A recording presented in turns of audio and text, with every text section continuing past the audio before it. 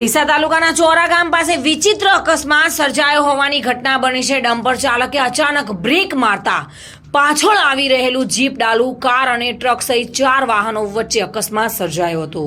ડીસા તાલુકાના ચોરા ગામ પાસે 4 વાહનો વચ્ચે વિચિત્ર અકસ્માત સર્જાયો હતો। ડીસા તરફથી એક ડમ્પર રેતી ભરીને ધાનેરા તરફ જઈ રહ્યું હતું અને ચોરા ગામ પાસેથી ડમ્પર પસાર થઈ રહ્યું હતું। તે સમયે જ અચાનક ડમ્પર ચાલકે બ્રેક મારતા પાછળથી આવી રહેલી કાર, તેની પાછળ પિકઅપ ડાલુ, જીપ ડાલુ અને તેની પાછળ ટ્રક ઘૂસી જતા 4 વાહનો વચ્ચે અકસ્માત સર્જાયો હતો।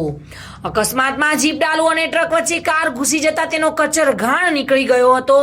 જોકે સદનસીબે મોટી જાનહાનિ ટળી હતું, પરંતુ કાર અને પિકઅપ ડાલાના માલિકને મોટું નુકસાન થવા પામ્યું હતું। અકસ્માતની ઘટનાને પગલે આજુબાજુના લોકો અને વાહન ચાલકો તરત જ દોડી આવ્યા હતા અને રાહત મદદ કામગીરી શરૂ કરી હતી। Reena Parmar, today news, Gujarati.